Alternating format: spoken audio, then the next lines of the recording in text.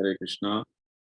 सबको स्वागत है आज के शिला प्रभुपाद जी का जीवन गाथा का सत्संग कार्यक्रम में।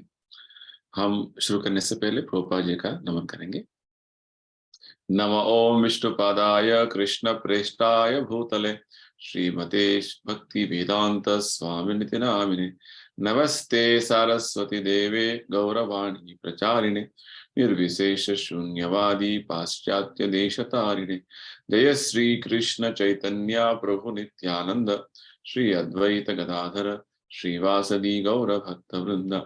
हरे कृष्ण कृष्ण कृष्ण हरे हरे, हरे राम राम राम हरे हरे। श्री श्री राधा वृंदावन चंद्र की जय। श्री श्री निताई गौरंग की जय। श्रील प्रभुपाद की जय। निताई गौर प्रेमानंदे। तो आज के श्रील प्रभुपाद जी का जीवन कथा का सत्संग कार्यक्रम में हम प्रभुपाद जी का उस समय का लीला श्रवण करेंगे जहां भी प्रभुपाद जी अभी अमेरिका में ही है। और अमेरिका के एक और शहर जहां से प्रभुपाद जी ने पहले जो है पदार्पण किया था जब अमेरिका आए थे, न्यूयॉर्क सिटी में, वहां पे पहुंचते हैं और लगभग 3 दिन तक उधर रुकते हैं। और वहां पे भक्तों के साथ जो प्रभुपाद जी ने व्यवहार किया, उनके साथ बातचीत किया, और जो प्रभुपाद जी ने जो प्रवचन दिया भागवत का, तो उसका थोड़ा जो है उनका शिक्षा के बारे में समझेंगे। तो प्रभुपाद जी अभी अमेरिका के दलस शहर से न्यूयॉर्क आगे आ गए हैं और ये समय है मार्च 5 तारीख 1975, 1975 मार्च 5। तो प्रभुपाद जी 3 दिन जब न्यूयॉर्क में रहते हैं तो भक्तों को भागवत के दूसरे स्कंद से प्रवचन देते हैं। हर दिन का सुबह का जो भागवत प्रवचन होता है और बहुत अच्छी अच्छी बातें बताते हैं। तो एक दिन सुबह जब प्रवचन दे रहे थे तो विषय है सुखदेव गोस्वामी सन्यासी का जो लक्षण क्या है और सन्यासी किस तरीके से अपना जीवन उनको बिताना है, उसका बारे में विषय है। तो प्रभुपाद जी बताते हैं सुखदेव गोस्वामी का उदाहरण देखते हुए, सुखदेव गोस्वामी जो भागवतम के वक्ता है, तो प्रभुपाद जी बोलते हैं कि सुखदेव गोस्वामी वास्तव में सन्यासी हैं और वो अपने जीवन की शुरुआत से सन्यासी थे। वो कभी भी दूसरे अन्य आश्रम में प्रवेश नहीं किए।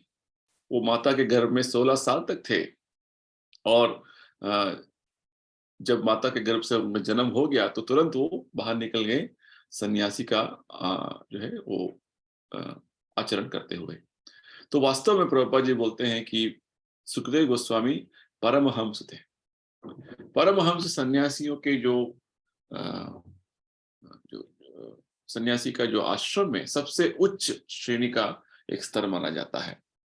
और विशेषकर तो प्रभुपाद जी बोलते हैं कि कलयुग में विशेषकर सन्यास आश्रम अनुसरण करना उतना आसान बात नहीं है। इसलिए कलयुग में सन्यास का जो विषय जब आता है तो सन्यास मना किया गया है कलयुग में।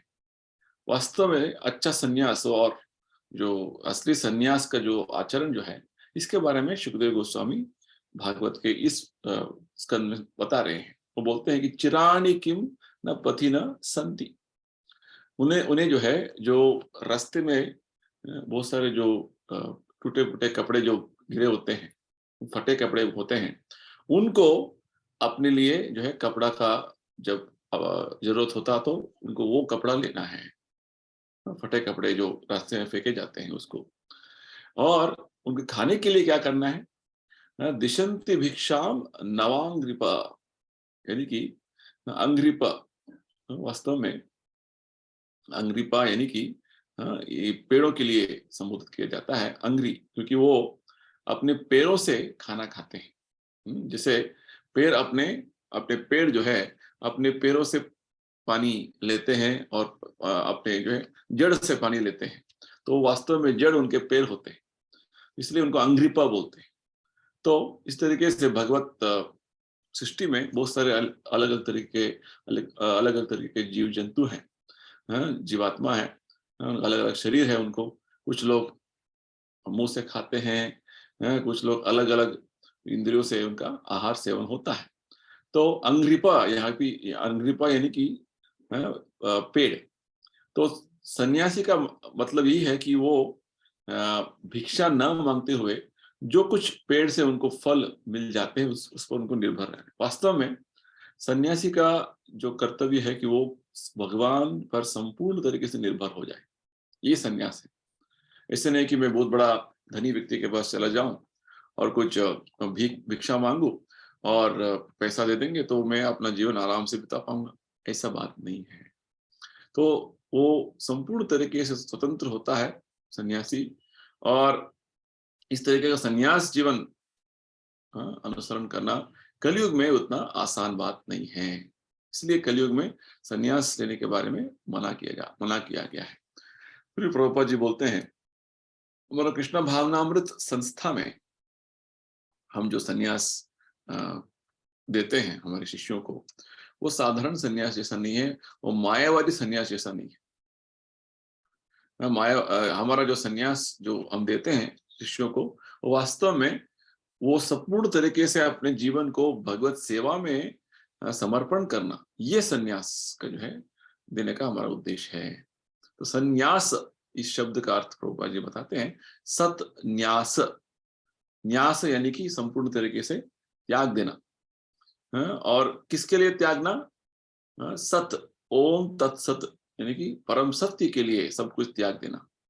तो भगवत सेवा के लिए, भगवान कृष्ण का सेवा के लिए संपूर्ण भौतिक तरीके का जीवन जो है त्याग देना। भौतिक जीवन यानी कि सांसारिक जीवन, सांसारिक जीवन छोड़ना यानी कि संपूर्ण जो है अपना सभी संबंध को छोड़ देना। क्योंकि आजकल के समय में लोग अपना संसार, अपना परिवार को चलाने के लिए, अब निभाने के लिए, उनका पालन पोषण करने के लिए इतना सारा मेहनत कर रहे हैं। प्रभुपाद जी अभी सांसारिक जीवन का कुछ वर्णन देते हैं भागवत से, सुखदेव गोस्वामी का ही वाक्यों में बोलते हैं, निद्रया ह्रियते नक्तम व्यवाये न च वयः दिवाचारते हया राजन कुटुंब भरणे नवा। ये सांसारिक जीवन है। सांसारिक जीवन क्या है? निद्रया। एक आदमी को 24 घंटे निद्रा करने के लिए समय मिल गया तो बस आनंद में चलते हैं, बहुत आनंद है। जैसे कभी कभी लोगों को छुट्टी मिल जाता है, विशेषकर संडे, रविवार का छुट्टी होता है तो पूरा दिन कितना सो गया मैं, लोग सोचते हैं। तो ये भौतिक तरीके का विचार है। तो प्रभुपाद जी अपना स्वयं अनुभव बताते हैं। कलकत्ता में जब प्रभुपाद जी अपना प्रभुपाद जी पहले थे, तो वहां पे बहुत सारे जो सरकारी नौकर होते थे, सरकारी जो कचहरी का पियोन होते थे, वो एक कचहरी से दूसरा कचहरी में कुछ फाइल पहुंचाना है, कुछ लेटर पहुंचाना है, तो उस ये पियोन जो है घूमते थे इधर उधर। तो प्रभुपाद जी बोलते हैं कलकत्ता में एक एक स्क्वायर है, उसको बोलते हैं डलहौजी स्क्वायर। तो ये डलहौजी स्क्वायर में क्या हो जाता था कि पियोन सभी पत्र और फाइल लेके चलते थे, और वहां पे डलहौजी स्क्वायर के पास जाके बैठ जाते थे और लेट जाते थे। सुबह जाते थे और शाम को 4 बजे तक लेट जाते थे। और जब ऑफिस में पहुंच जाते थे तो, और जब पूछा जाता था कि कहाँ गए थे, इतना देरी क्यों हो गया, तो ये बोलने लगते कि हाँ वो व्यक्ति नहीं था, उधर इधर उधर दौड़ाया उसने मुझे, इधर उधर ये हो गया, फाइल इधर उधर लग गया, तो इस तरीके से मुझे बहुत देरी हो गया। तो इस तरीके से वास्तव में आदमी सोने से अपना समय बिताया है, और वो सोच रहा है कि मुझे तो अपना तनख्वाह मिल रहा है, तो और मैं काम नहीं करूं और मुझे अच्छा नींद करूं और उसके लिए मुझे तनख्वाह मिलेगा तो और बड़ी बात है, अच्छी बात है, ये मेरा लाभ है। इस तरीके से भौतिक जीवन चलता है। तो इसलिए निद्रया ह्रियते नक्तम है, तो जितना नींद कर सके नींद नींद करो। और दूसरा यौन सुख, सेक्स लाइफ करना। तो इस तरीके से भौतिक जीवन चल रहा है। निद्रया ह्रियते नक्तम व्यवायेन चा वयः। इस तरीके से व्यय कर रहे हैं हमारा जीवन को। लगभग 10-12 घंटा सो के यौन सुख में हमारा जीवन चल रहा है। और दिन में क्या करते हैं? दिवाचारते हया राजन कुटुंब भरणे नवा। अर्थ यानी कि पैसा कहाँ है, पैसा कहाँ है। जैसे प्रभुपाद जी बोलते हैं, आपके देश में, अमेरिका देश में, लोग सुबह सुबह 5:30 बजे 6 बजे निकल जाते हैं, इतना भीड़ हो जाता है पूरा रास्तों में। हाँ, और लोग इतने सुबह जल्दी उठ के भाग रहे हैं, क्यों? ताकि उनको अर्थ, पैसा पैसा मिलेगा, पैसा मिलेगा, जीवा छाड़ते हैं यार राजन। और पैसा मिल गया तो क्या करें? हाँ, अपने संसार का जो पालन पोषण करना, हाँ, और इंद्र भोग करना, बस इसमें लगा देते हैं। तो इस तरीके से हाँ, सांसारिक व्यक्ति, हाँ, जो इस भौतिक संसार में है, वो अपना दिन रात को इस तरीके से व्यय करता है। और किसी ऐसे सांसारिक व्यक्ति से हम पूछेंगे, आप मंदिर क्यों नहीं आ रहे? आप भगवत गीता क्यों नहीं पढ़ते हैं? क्यों नहीं सुनते हैं? तो बोलते हैं मेरे पास समय नहीं है, मैं बहुत बिजी हूँ। और उनको इस तरीके का दूसरे कार्य में समय बर्बाद करने में बहुत समय है। देखिए, ये भौतिक जीवन है। तो प्रभुपाद जी बोलते हैं एक्चुअली वास्तव में आध्यात्मिक जीवन यानी कि हमें आध्यात्मिक जीवन का प्रशिक्षण होना है। हमें नियमित तरीके से ब्रह्मचर्य जीवन का, गृहस्थ जीवन का जो है एक नियमित तरीके का जीवन का प्रशिक्षण होना है। गृहस्थ बनना कोई गलत बात नहीं है। वास्तव में गृहस्थ आश्रम में रहना ये बहुत बड़ा बात है, ये अच्छी बात है। क्योंकि आश्रम का जब बात आ जाता है, यानी कि यहाँ पे आध्यात्मिक उन्नति के लिए पूरा प्रशिक्षण मिलना लेना, तो इसको आश्रम बोलते हैं। तो वो आप गृहस्थ आश्रम में रहेंगे, संन्यास आश्रम में रहेंगे, ब्रह्मचर्य आश्रम में रहेंगे, कोई भी आश्रम में रहो, आप आध्यात्मिक प्रगति में हमेशा अग्रसर रहो। तो ये आध्यात्मिक उन्नति के जो बारे में हमेशा हमारा ध्यान रहना है। ये मनुष्य जीवन का उद्देश्य है, ये मानव संस्कृति का उद्देश्य है।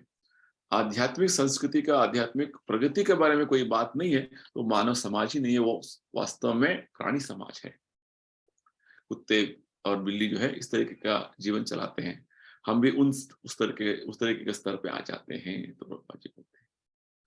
और प्रभुपाद जी एक और दिन जब भक्तों के साथ वार्तालाप कर रहे थे न्यूयॉर्क में, तो प्रभुपाद जी बोलते हैं कि एक जर्मन विज्ञानी है जिनका नाम है वोन ब्राउन।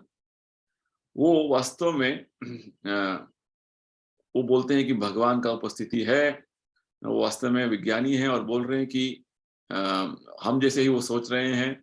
और तो इस तरीके से प्रभुपाद जी बोलने लगते हैं और बोलते हैं कि एक और भक्त प्रश्न पूछते हैं कि बहुत सारे लोग आजकल बोल रहे कि आपके कृष्ण भावनामृत का जो अलग अलग तरह की जो किताब निकल रहे हैं, उसमें से एक किताब में जो है हमने देखा है किस तरीके से आपको शाकाहारी खाना बनाना है, और बहुत सारे जो है उसमें कैसे खाना बनाते हैं उसका भी पूरा विवरण दिए गए हैं, जैसे कुक बुक बोलते हैं। तो आप जैसे कुक बुक बनाते हैं तो उसमें कुछ जो पौष्टिक विषय के बारे में कुछ आपने कुछ लिखा हुआ है, ऐसे बताते हैं। तो प्रभुपाद जी बोलते हैं वास्तव में पौष्टिकता के बारे जो जो विषय है वो हमें हमेशा हमारा आहार जो देते हैं उसमें संतुलन रखना है।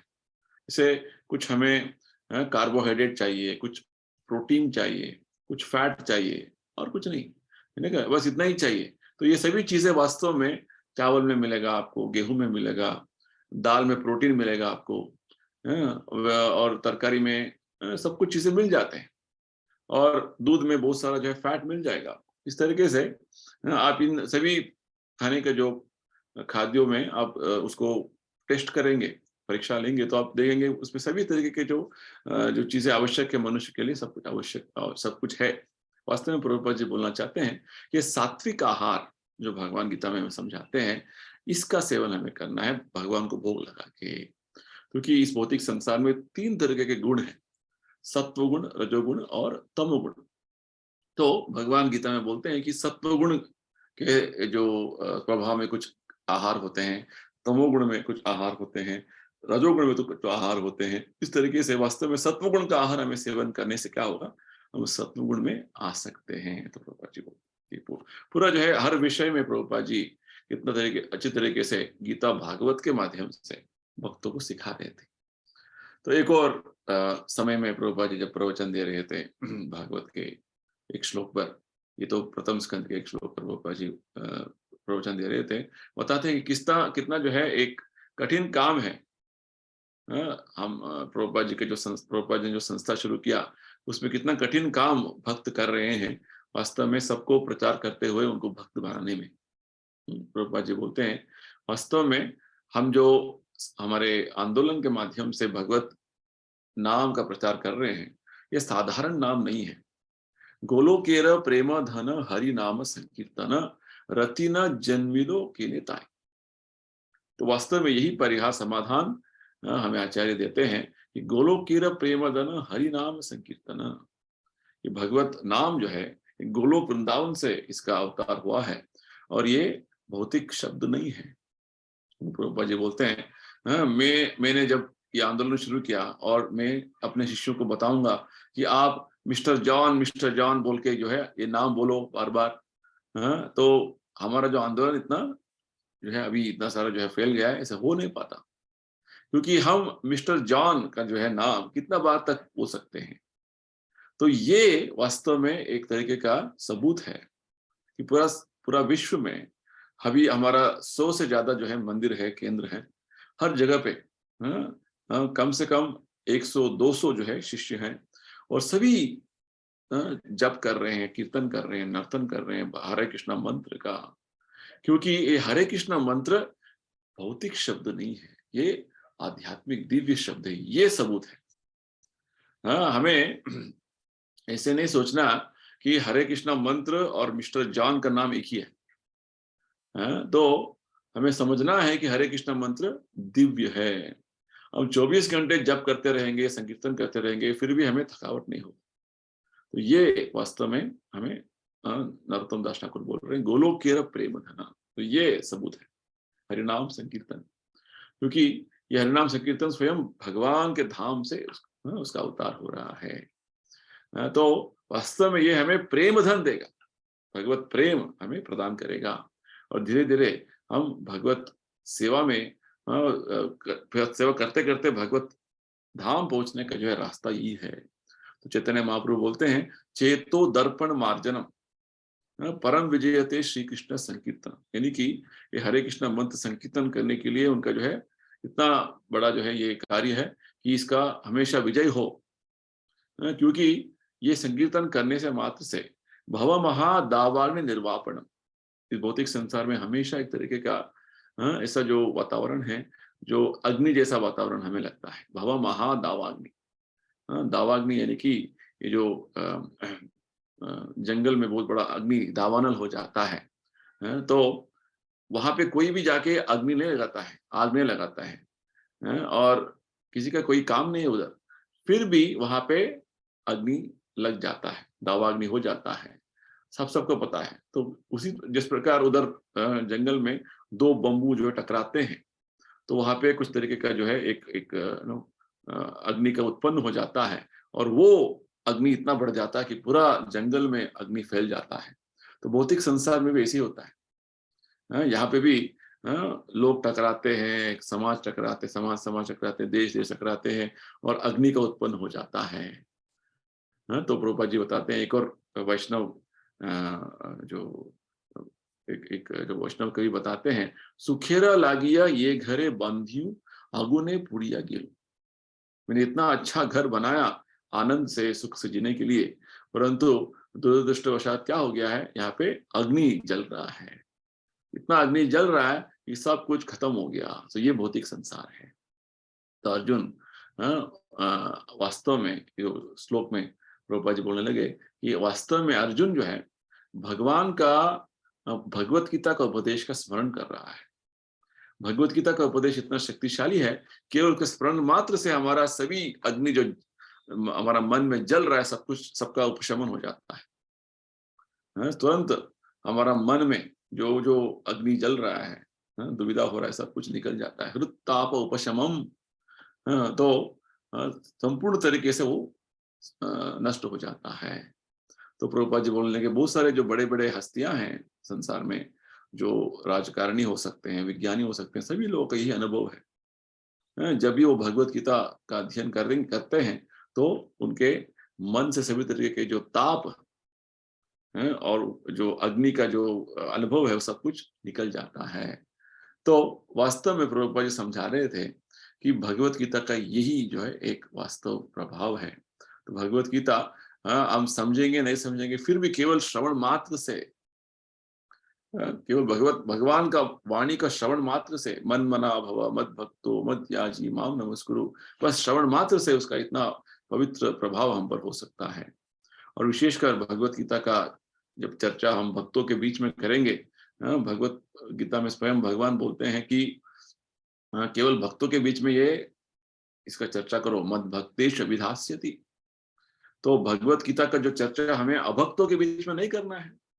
फिर भी हमारा गुरु आदेश हुआ है कि हमें सबको ये भगवत गीता ज्ञान देना, इसलिए हम ये सेवा हमने हाथ में उठाया है, हम वो कर रहे हैं। तो हम जो है भगवत गीता को भक्तों के बीच में ही नहीं, बहुत सारे अन्य लोगों के बीच में भी हम कर रहे हैं। तो हमारा जो कार्य है बहुत बड़ा कठिन कार्य है। हमें पहले एक व्यक्ति को भक्त बनाना है और उसके बाद उनको भगवत गीता सिखाना है, यानी कि हमें दो दो काम हो गया, डबल टास्क हो गया। वास्तव में कोई भक्त बनना नहीं चाहता है, तो हम घर घर पे जाके हर दरवाजे को खटखटा रहे हैं, हर जो है गांव में जा रहे हैं, हर शहर में जा रहे हैं, हर देश में जा रहे हैं, और हम बोल रहे हैं आप हमारे मंदिर में आइए, आपको प्रसाद देंगे, केवल हरे कृष्ण मंत्र जप कीजिए, उसके भगवान के बारे में श्रवण कीजिए। फिर भी लोग इसमें आसक्ति नहीं ले रहे हैं, वो नहीं आ पा रहे हैं। कितना सारा प्रचार कार्य में हम लगे हुए हैं इस तरीके से। तो यानी कि हमें समझना है कि माया का चक्कर इतना प्रबल है। सब लोगों ने इतना बड़ा संकल्प ले लिया है माया के चक्कर में रहने का, तो माया उनको नहीं छोड़ रही है। तो फिर भी हम जो है हमारा प्रयत्न कर रहे हैं। तो जब हम समझ जाते हैं कि हमारा जीवन केवल भगवान का सेवा में हमेशा समर्पित होना है, भगवत भगवत भक्ति में हमें आगे बढ़ना है, इतना हम समझ जाएंगे तो हमारा जीवन यशस्वी हो जाएगा, सफल हो जाएगा। परंतु हमें जो है ये सभी कार्यों को बहुत गंभीरता से लेना है। हम अभी एक कार्य गंभीरता से नहीं ले रहे हैं, क्योंकि क्या क्या कारण है? नरोत्तम दास ठाकुर जो वैष्णव आचार्य बताते हैं, विषय विषानले दिबा निशि हिया जले, जुरैते न कोई नो उपाय। हमारे मन जो है हमेशा भौतिक सांसारिक विषयों के जो विचार में जल रहा है। विषय विषानले दिबा निशि हिया जले, दिन रात जल रहा है, ये वास्तव है। इसलिए इसे बाहर निकलना है। चैतन्य महाप्रभु और सभी आचार्य हमें क्या बताते हैं, जैसे अर्जुन का उदाहरण में इस श्लोक जो भागवत हमें समझा रहा है कि हमें भगवत गीता का श्रवण करना है, भगवान का नाम का श्रवण करना है, ये वास्तव में हमें करना है। तो इसलिए भगवत गीता का जब भी हम उसका अध्ययन करते हैं, श्रवण करते हैं, उसके ज्ञान का स्वयं भगवान उधर उपस्थित है। जैसे जब भगवत गीता का ज्ञान भगवान ने अर्जुन को दे रहे थे, स्वयं तो उपस्थित थे, ठीक उसी प्रकार उनका वाणी में भगवान स्वयं उपस्थित है। केवल उनका वाणी का श्रवण करने मात्र से हम भगवत गीता का वही जो लाभ अर्जुन भगवान के समक्ष उन्होंने उठाया था, वो सभी जो है वो जो लाभ हम भी पा सकते हैं। कोई अंतर नहीं है इसमें। तो इस तरीके से प्रभुपाद जी बताने लगे भगवत गीता अध्ययन, भागवत अध्ययन, यानी कि भगवान का वाणी सुनना, श्रवण करना कितना आवश्यक है। एक और बहुत अच्छा बात प्रभुपाद जी बोलते हैं इसी विषय में, किस तरीके से भगवत साक्षात्कार कर सकते हैं बहुत आसानी से। क्योंकि जब भगवान भगवत गीता इतना जो है इस तरीके से हमें दिया है, क्यों दिया है? भगवान बहुत दयालु है। क्योंकि जब हम थोड़ा बहुत गंभीरता से भगवत गीता समझने में कोशिश करते हैं, तो भगवान इतना दयालु है कि बस वो तैयार है हमें और ज्ञान प्रदान करने के लिए, हमें भक्ति मार्ग में लेके चलने के लिए। तो इस तरीके से प्रभुपाद जी बोलते हैं, सबसे बड़ा जो रहस्य बात यही है कि जब हम भगवत गीता का ज्ञान एक शुद्ध भक्त के माध्यम से उसे स्वीकार करते हैं और उनके माध्यम से भगवत गीता को समझने की कोशिश करते हैं, तो हम भगवान को बहुत अच्छी तरीके से समझ लेते हैं। तद विद्धि प्रणिपातेन परिप्रश्नेन सेवया। इस तरीके से भगवान का साक्षात्कार बहुत अच्छी तरीके से जल्दी हो जाता है। तो कोई कठिन काम नहीं है, मुश्किल काम नहीं है, क्योंकि भगवान स्वयं अपने बारे में गीता में बता रहे हैं। हमें कुछ उसके बारे में सोचना और समझना कोई आवश्यक नहीं है। तो इस तरीके से प्रभुपाद जी बताने लगे, भगवत गीता समझना बहुत आसान बात है। फिर भी बहुत सारे बड़े बड़े जो राजकारणी हैं और बहुत सारे जो विचार करने वाले हैं, तो समझ नहीं पाते। वो केवल भगवत गीता को अपने विचारों को लोगों के सामने रखने के लिए भगवत गीता का इस्तेमाल करते हैं। वो ठीक बात नहीं है।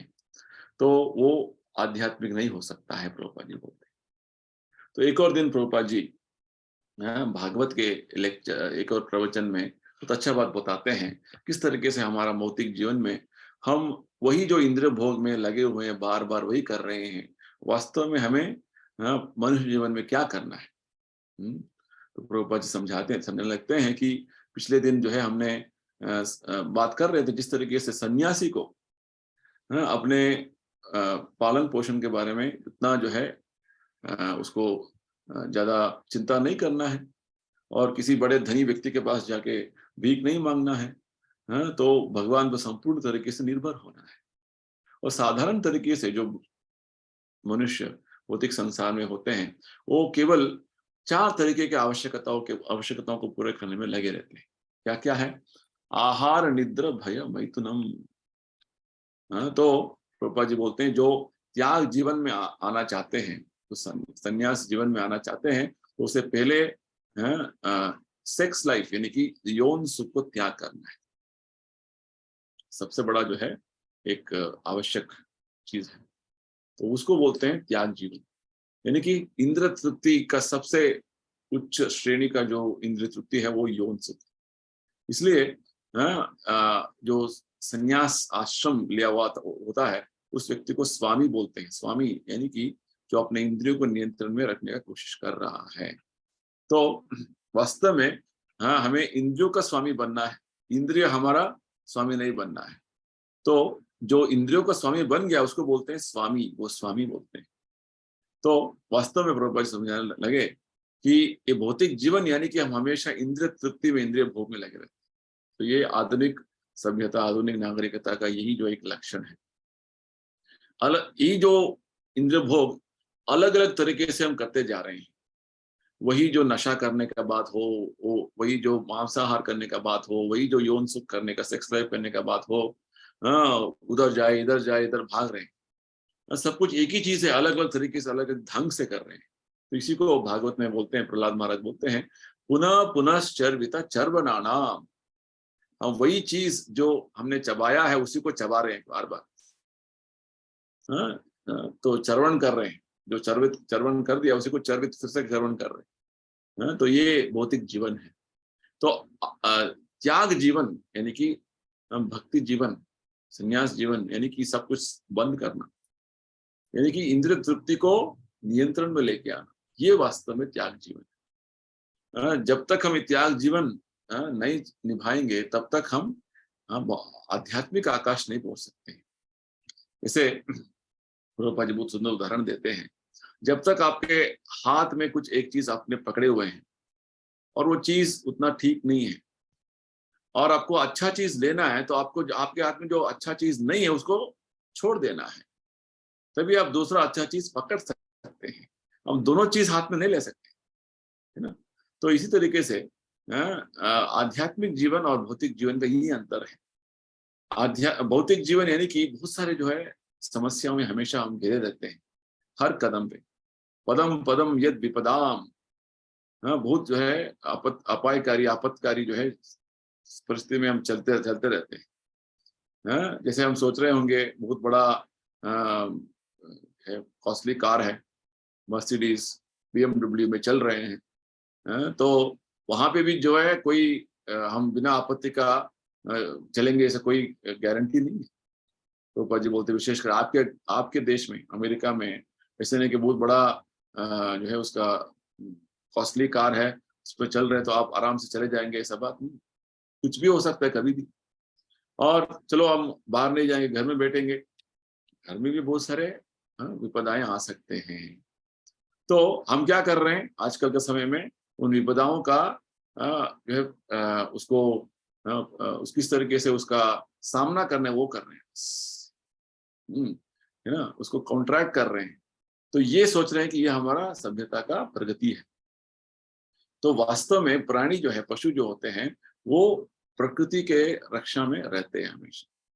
और हम सोच रहे हैं कि हमारा जो है बुद्धिबोध बढ़ गया है, हमें ज्यादा जो है अकल है, तो हम वो नहीं कर रहे, हम अपना बुद्धि यूज कर रहे हैं। तो हाँ, बड़े बड़े देश आजकल में न्यूक्लियर बॉम्ब जो है, न्यूक्लियर बहुत सारे जो अस्त्र तैयार कर रहे हैं। तो ये सभी वास्तव में जैसे पशु जो है झगड़ते हैं, उस तरीके से हो रहा है। पशु तो अपने हाथों से, अपने नाखूनों से, अपने दांतों से लड़ते हैं, और हम जो है अपने बड़े बड़े जो एडवांसमेंट, यानी कि न्यूक्लियर बॉम्ब, वो मिसाइल, वो इससे हम लड़ते हैं। तो वास्तव में यही जो बात हुआ कि हम अपने आप का रक्षा करने का सोच रहे हैं भय से। तो हमारा जीवन वास्तव में पशुओं से बेहतर होना है, तो हमें आध्यात्मिक जीवन की तरफ हमारा जो है अ, अ, जो इंटरेस्ट बढ़ना है। तो जब तक ये सब चीजें नहीं हो सकते हैं। तो भौतिक जीवन में क्या हो गया, हम चार चीजों के प्रति, किस तरीके से खा सकते हैं, किस तरीके से सो सकते हैं, किस तरीके से यौन सुख कर सकते हैं, किस तरीके से अपने आप को बचा सकते हैं, इसमें लगे हुए। आहार निद्रा भय मैथुनम च सामान्य मेतद पशुवीर नराणा। परंतु ये सभी चीजें हमारे समस्याओं का समाधान नहीं है, ये हमें समझना है। समस्या हमेशा रहेगा। हाँ, ऐसा नहीं कि हम भारत से अमेरिका चले जाएंगे, हाँ, बहुत बड़ा जो है देश है, बहुत बड़ा धनी देश है, वो सारा समस्या निकल जाएगा, नहीं। हाँ, वहां भी समस्याएं हैं, अमेरिका में भी समस्या है, हर जगह पे समस्या है।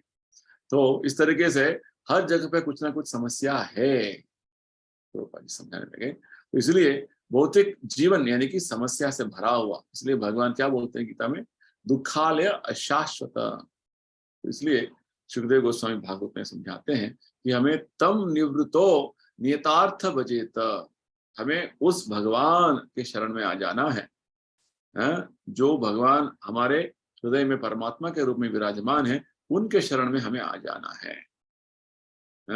तो जैसे सुखदेव गोस्वामी ने क्या बताया, हमें कुछ पहनने के लिए कपड़े चाहिए, तो बहुत सारे फटे कपड़े मिल जाएंगे जो लोगों ने फेंक दिया है रास्ते में, वो लेके पहनो।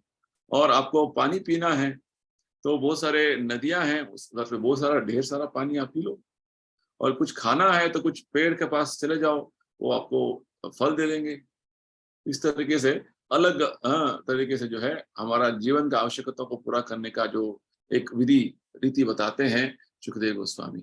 ऐसा नहीं कि बस इंद्र तृप्ति करने के लिए हम फैक्ट्री लगाएं, बड़े बड़े शहर बसाएं, और हमारा जो आहार निद्रा भय मैथुन का इसका ही इसी को पूरा करने में पूरा जीवन बिताएं, ये बात नहीं है। एक और मुख्य बात जो सुखदेव गोस्वामी बोलते हैं, ठीक है, अभी तो आपके पास बहुत सारे मंदिर हैं, चर्च हैं, मस्जिद हैं, उधर जाके तो भगवान का सेवा तो कर सकते हैं। तो आप बोल रहे हैं कि सुखदेव गोस्वामी बोलते हैं नहीं नहीं, आप मंदिर भी नहीं जाना, आपके मन में भगवान है, परमात्मा रूप में भगवान है। आप एक गुफा में रहो, वहां पे आपके मन में भगवान है, उनका सेवा करो। कि अब हर जीवात्मा के हृदय में भगवान उपस्थित है, विराजमान है। आप जंगल में हो, आप बड़े गुफा में हो, कहीं पे भी हो, भगवान हमेशा स्थित है, उनका सेवा हम कर सकते हैं। तो वास्तव में भगवान बोलते हैं कि भगवान हर जीवात्मा के हृदय में है। ईश्वर सर्वभूतानां हृदयेषु अर्जुन तिष्ठति। यानी कि हर जीवात्मा, कोई भी जीवात्मा हो सकता है, वो मनुष्य जीव के शरीर हो सकता है, कोई भी जो है, हाँ, तो इस तरीके के अलग अलग जीव है। तो वास्तव में भगवान हर शरीर में उपस्थित है। इसलिए भगवान क्या बोलते हैं, ईश्वर सर्वभूतानां हृदयेषु अर्जुन तिष्ठति। ऐसा नहीं कि भगवान केवल हिंदुओं के हृदय में है, दूसरे के शरीर में नहीं है, हर जीवात्मा के हृदय में, सर्वभूतानां, यहाँ तक कि हर पशु के हृदय में, हर पंछी के हृदय में, हर जीवात्मा के हृदय में भगवान उपस्थित है। तो इस तरीके से भगवान हमें समझा रहे हैं कि भगवान हर जगह मौजूद हैं, तो उनका सेवा करने भी बहुत आसान है। इसलिए कलयुग में हमें प्रभुपाद जी ने समझाया कि केवल हरे कृष्णा मंत्र हम बहुत अच्छी तरीके से जप कर लिया, अच्छी तरीके से उच्चारण किया और उसको श्रवण कर लिया, तो भगवान अपने शब्द में अवतरित हो जाते हैं और हमारा सेवा स्वीकार करते हैं। और एक और समय में जब प्रभुपाद जी एक और जगह पे जो है, जब न्यूयॉर्क में जब थे, तो एक और भक्तों को संबोधित करते हुए बता रहे थे, तो बताते हैं कि भक्तों का समस्या सब कुछ भगवान समाधान कर लेंगे जब हम अच्छी तरीके से भक्ति करने में लग जाएंगे, भक्त बन के भक्ति करने में लग जाएंगे।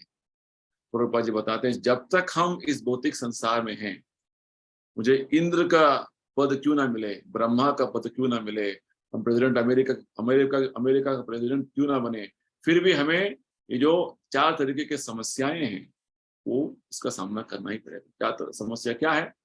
जन्म मृत्यु जरा व्याधि, तो ये समस्या है। तो ये समस्या का समाधान क्या है? यहाँ पे सुखदेव गोस्वामी बताते हैं अन्याभिलाषिता शून्यम, हमें कोई दूसरा भौतिक इच्छा नहीं रखना है।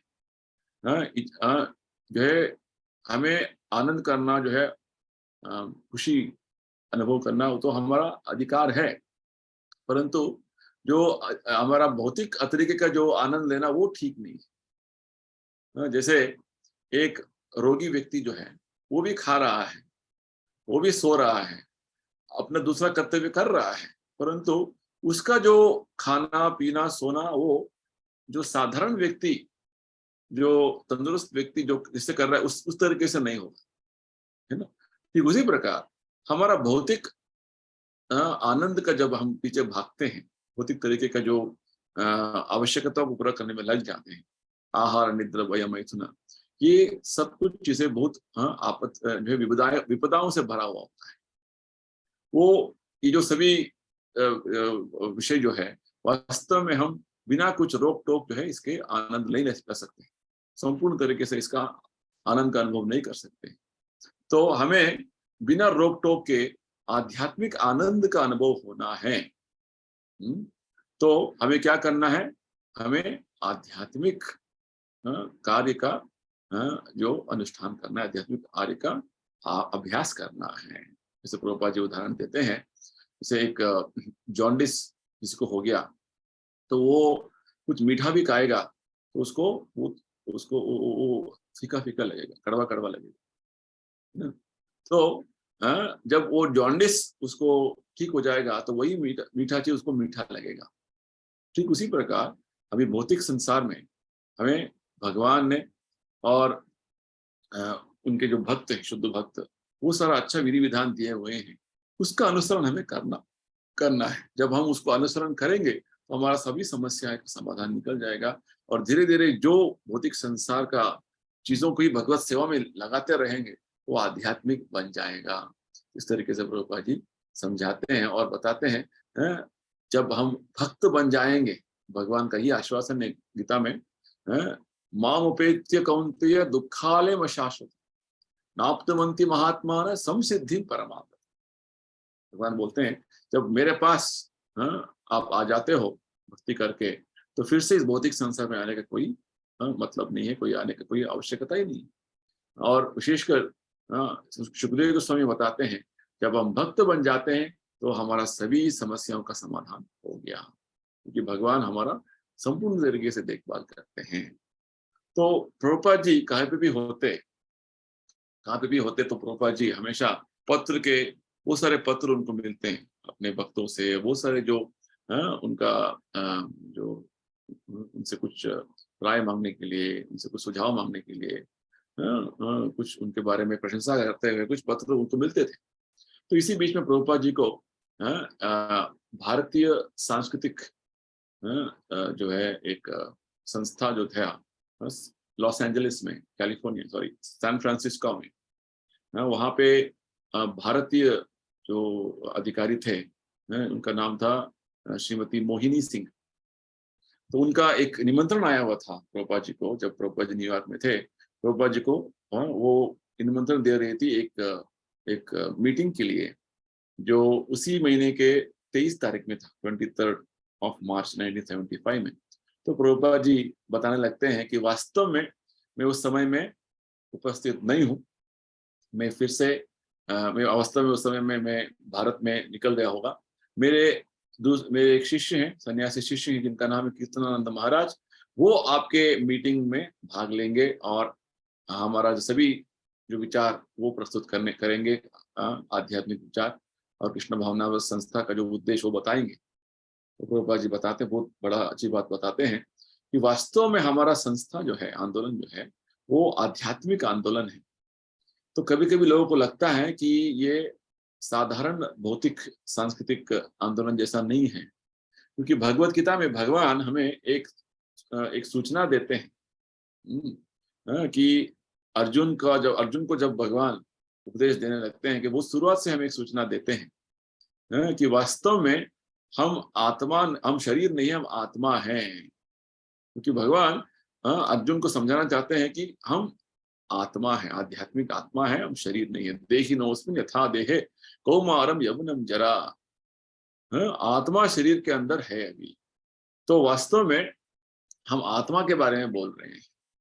तो हमारा आध्यात्मिक जीवन, आध्यात्मिक जो संस्कृति जो हम इस आंदोलन में अभ्यास कर रहे हैं, वो उस आधार पर है। तो लोग इसको समझ नहीं पाते आसानी से, फिर भी हमारा आंदोलन, आध्यात्मिक आंदोलन को हम आगे बढ़ाने का पूरा कोशिश कर रहे हैं। और मुझे पूरा भरोसा है और मुझे विश्वास है कि हमारे जो भक्त, हमारे शिष्य कीर्तनानंद महाराज जो है, वो आपको सभी तरीके के जो विचार बताएंगे और इसके बारे में और आपको जानकारी देंगे। तो आपका निमंत्रण के लिए बहुत धन्यवाद। मैं फिर से जब इस समय मिलेगा तो आपसे संपर्क में रहूंगा। प्रभुपाद जी से, जैसे प्रभुपाद जी देखिए कितना जिस तरीके से इतना बड़ा विश्व भर का जो है आंदोलन चला रहे थे और हर पत्र का उत्तर देते थे और हर भक्त का जो है उनका बात सुनते थे और उसको आध्यात्मिक उसका समाधान देते थे। और जब प्रभुपाद जी तीसरे दिन जब निकलने वाले थे, निकलने से पहले प्रभुपाद जी एक और अच्छा प्रवचन भक्तों को दिया। तो प्रभुपाद जी बोलते हैं कि किस तरीके से हमें शुरुआत से कृष्ण भावनामृत में लग जाना है, इसके बारे में बताते हैं। प्रभुपाद जी बोलते हैं विशेषकर जब हमारा जन्म अच्छा परिवार में एक जो है संस्कार जो है उस परिवार में हो जाता है, तो धनी परिवार में हो जाता है, तो हमारा बहुत बड़ा फायदा है, क्योंकि हम भक्ति को तुरंत शुरू कर सकते हैं और इस जीवन में हमें भक्ति को संपूर्ण करके जीवन का परिपूर्णता प्राप्त करना है, सफलता प्राप्त करना है। तो ये सब कुछ इस कलयुग में हर व्यक्ति को संभव है। किस तरीके से? केवल हमें हरे कृष्णा मंत्र का संकीर्तन करने से। हमें इसे संपूर्ण भी नहीं करेंगे, फिर भी हमें आगे जाकर के अगला जीवन मिलेगा इसे संपूर्ण करने के लिए। जैसे प्रभुपाद जी बोलते हैं हमारा संस्था में वो सारे बच्चे जो हैं अभी शुरुआत से वो भक्ति करने लग गए हैं, और भगवान का जप करने में लग गए हैं, भगवान का नमस्कार करने में लग गए हैं, जप करने में लग गए हैं। तो ये विधि विधान है। तो भगवान फिर से उनको एक मौका देते हैं। तो इसको बोलते हैं भगवान गीता में सुचिनाम श्रीमताम गे। तो हमारा भक्ति किसी तरीके से अधूरा रह गया तो भगवान हमें एक और मौका देंगे आगे फिर से भक्ति को आगे बढ़ाने में। तो इस तरीके से हमें अपना जीवन में कितना हो सकता है भक्ति संपूर्ण तरीके से करने का कोशिश करना है। और जो है दूसरा जो है अन्य संग से बच कर रहना है, दुस्संग से बच कर रहना है, क्योंकि मनुष्य जीवन में इतना अच्छा मौका हमें मिला हुआ है, इसे हमें व्यर्थ जो है इसको इसे गंवाना नहीं है। तो प्रभुपाद जी बोलते हैं आप सब अमेरिकन जो है भक्त हैं, अमेरिका से हैं, तो आपके देश में कुछ भी जो है कमी नहीं है, कुछ चीजों का किसी चीज का कमी नहीं है। तो आपको इस कृष्ण भावनामृत को जो है कृपा भगवान ने दिया हुआ है, आप इसको पूर्ण तरीके से लीजिए और अपना जीवन को सफल बनाइए, क्योंकि आपको कुछ समस्या नहीं है। भौतिक समस्या जो दूसरे देशों में होता है वो समस्या नहीं है। तो सब कुछ चीजें भगवान ने आपको दिया हुआ है। तो ये कृष्ण भावनामृत भक्ति को अपनाइए और अपना जीवन को सफल बनाइए। प्रभुपाद जी अच्छा बात प्रभुपाद जी बोल। इस तरीके से प्रभुपाद जी न्यूयॉर्क में 3 दिन रुककर अभी आगे लंदन जाने वाले हैं। तो प्रभुपाद जी लंदन पहुंचेंगे और उधर कुछ दिन रुकेंगे, उसके बाद भारत पहुंचेंगे। तो अगला सेशन में, अगला हफ्ते में हम प्रभुपाद जी लंदन में किस तरीके से क्या क्या जो है लीला अवतार करते हैं और प्रचार करते हैं उसके बारे में श्रवण करेंगे। तब तक के लिए सबको धन्यवाद। जय श्री प्रभु।